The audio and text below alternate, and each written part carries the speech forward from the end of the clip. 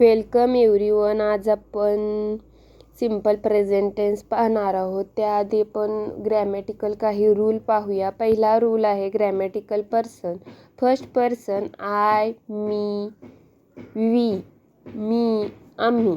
Second person you, तू, तुम्ही. Third person he, she, it, they, sister, brother, table, chair, Sita, Ramesh etcetera. दुसरा rule आहे sentence structure. Subject म्हणजेच कर्ता, ऑब्जेक्ट म्हणजेच कर्म, वर्ब म्हणजे क्रियापद.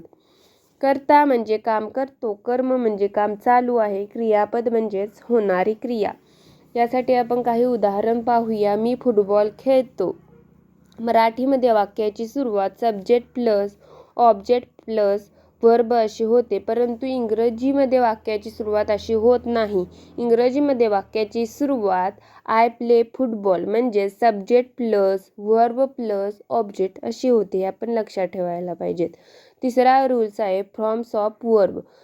या वाक्य बनवताना आपल्याला वर्ब चेंज करावा लागतो. वर्ब फर्स्ट म्हणजे प्रेझेंट, वर्ब सेकंड म्हणजे पास्ट, वर्ब थर्ड म्हणजे पास्ट पार्टिसिपल, वर्ब फोर्थ म्हणजे प्रेझेंट पार्टिसिपल.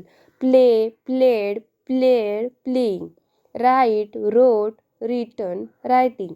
ईट, एट, इटन, इटिंग.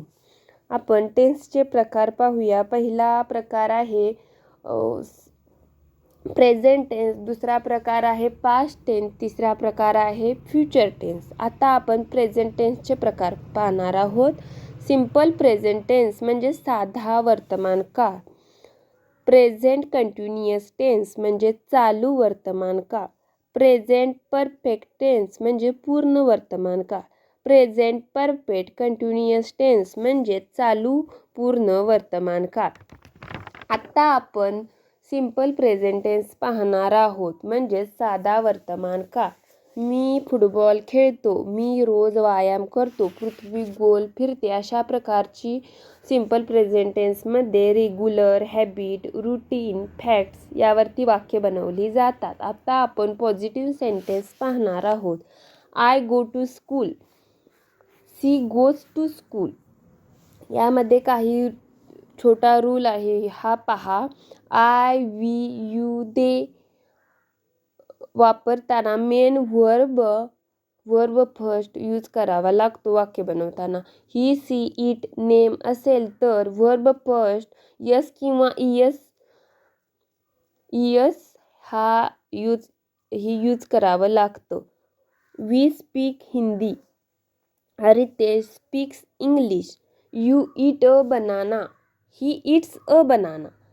क्रियापदाच्या शेवटी जर ओ, यस, सी एच किंवा एक्स असेल तर इयस लावायचा असतो, अन्यथा यस लावायचं असतं. I go, he goes. I write, he writes. I teach, he teaches. क्रियापदाच्या शेवटी जर व्हाय असेल तर व्हायच्या जागी आय लिहून इयस लावायचे असते. म्हणजे ट्राय, ट्राईज, फ्लाय, फ्लाईज. जर क्रियापदामध्ये व्हायच्या आधी जर स्वर असेल म्हणजेच ए, ई, आय, ओ, यू असेल तर व्हायचं आय होत नाही, फक्त त्याला यस लावायचे असते. बाय, बाईज, डे, डेज अशा प्रकारे. आता आपण निगेटिव्ह सेंटेन्स पाहणार आहोत. I go to school. I do not go to school. He goes to school. He does not go to school. यामध्ये काही रूल आहे, तो पहा. Subject I, we, you, they असेल तर पॉझिटिव्ह सेंटेन्स करताना डू वापरलं जातं.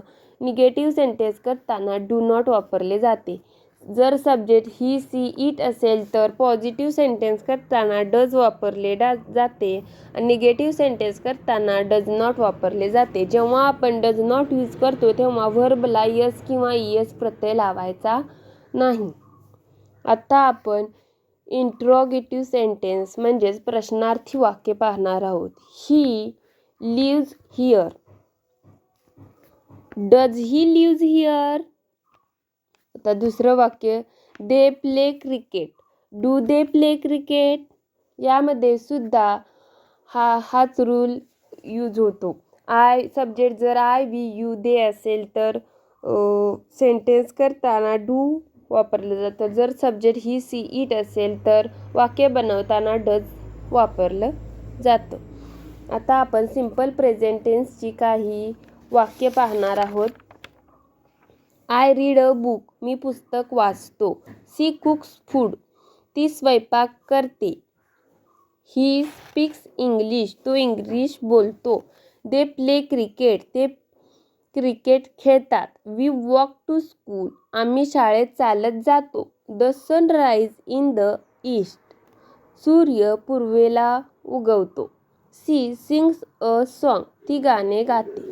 ही सिंपल प्रेझेंट टेन्सची काही छोटी वाक्य आहेत. तुम्ही सिंपल प्रेझेंट टेन्स आपल्याला समजलाच असेल. अशा प्रकारे आपण याचे काही रूल्स आहेत ते लक्षात ठेवले तर आपल्याला सिंपल प्रेझेंट टेन्स आपल्याला नक्की समजू शकतो आणि आपल्याला इंग्रजी बोलायला मदत होऊ शकते. Thanks for watching this video.